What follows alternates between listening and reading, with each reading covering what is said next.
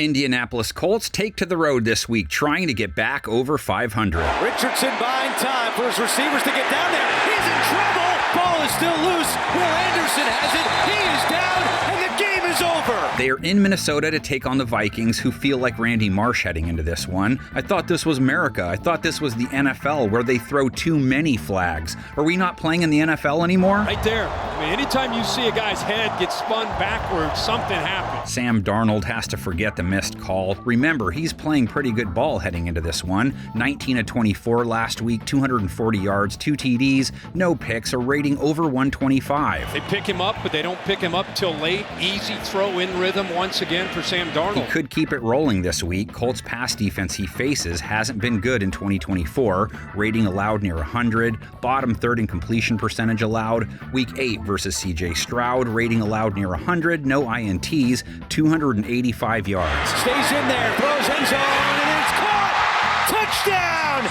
Tank down. Indy's pass rush could be a problem for Darnold. Got DeForest Buckner back last week. He made it home once. Colts pressured Stroud a super fat 57% of the time. Stroud under pressure. He is sacked, and that takes them out of field goal range. Colts blitzed CJ 40% of the time, a lot higher than normal for them. Darnold, baggable, took 3 sacks last week. That protection breaks down and tackled. That's Verse with the sack. Man, worst random end of the second quarter play ever for Minnesota. Lost left tackle Christian Darrisaw. Don't worry, Quisenberry's the master of the save. Some of you get it. Justin Jefferson, still the focal point for Indianapolis' secondary. 115 yards versus the Rams, 8 catches, 80 plus in 6 straight now. Caught Jefferson again. He's made 3 grabs on this drive. Just like that, it's first and goal for the Vikings. Colts have allowed a rating of 98.1 to receivers. 81 yards allowed to Stephon Diggs week 8 before he left hurt. Very little production from any other Vikings wideouts, though, last week. Jordan Addison, Jalen Naylor, under 25 yards. Tight end Josh Oliver, 30 yards and a score at least. Looks the other way, wide open, touchdown.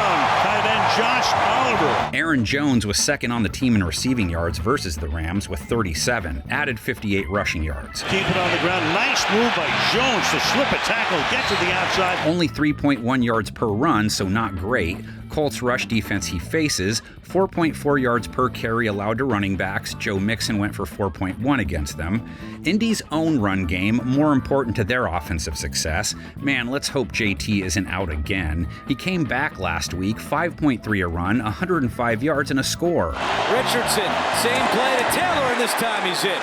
Vikings against the run. Kyron Williams went for 4.2 against them week 8. That's acceptable range. Minnesota holding ball carriers to 3.9 for the year. That's top shelf stuff. Rams out of a tight formation and taken down in the backfield. That was pace. Vikings defense has been a strength in 2024, not in week 8. Gave up 30 points to the Rams, got hit for 4 touchdowns, almost 280 yards by Matthew Stafford, rating over 120 allowed. Throws this one to the corner, reaching for it. Robinson comes down with it. Mid-season blues. Vikings have not played the pass well back-to-back weeks. Jared Goff, then Stafford. Now they get Joe Flacco. Colts fans like, go do what you did for the Browns last year. Their passing game has looked better with the vet this season. Anthony Richardson last week, sub-50 rate, 10 for 32, 1 pick. Disaster for the Colts. Richardson was pressured 60% of the time. That's Jabba the Hutt territory. He got dropped 5 times. Richardson in big trouble here. Stays on his feet. Now he's going to run.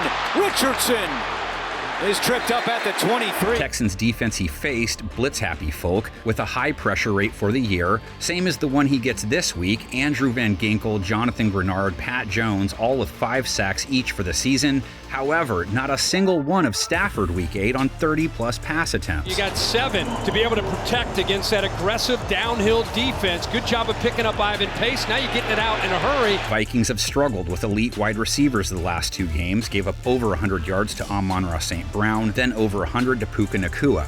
Colts equipped with Josh Downs, Michael Pittman. Pittman just 16 yards versus the Texans on 6 targets. Downs went for 100 plus and scored. Steps up, looking deep, has a wide open man. Josh Downs, nobody in sight, and Downs will go. No other Colts pass catcher with even 20 yards last week. Indianapolis now 4-4, playoff chances based on 1990 on. 4-5 teams, a 16% shot. 5-4 jumps all the way to 47%, so this is a big one.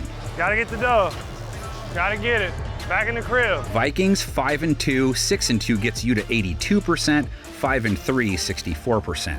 Colts lead the series all-time over the Vikings 18-8-1, met once in the postseason, kind of obscure.